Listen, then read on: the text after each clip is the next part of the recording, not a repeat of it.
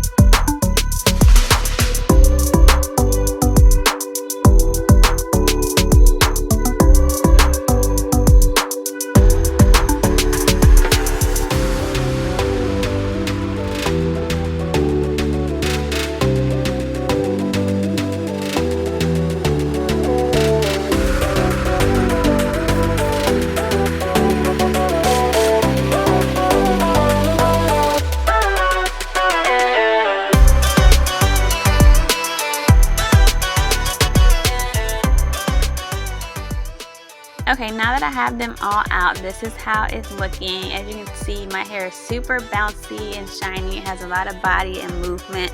Now I'm going to separate it. The first day I didn't separate it a lot because this was my first time doing this style exactly this way. So I kind of left it a little less separated, and it continued to get bigger and bigger as the week went on. And I actually wore this style for 2 weeks. And it lasted me those 2 weeks without me having to redo it. I did roll up one of those curls that you'll see later on in the video because it came out kind of wonky, so I curled it up at night. But aside from redoing that one flexi rod, that was the only retouching that I did for the entire 2 weeks.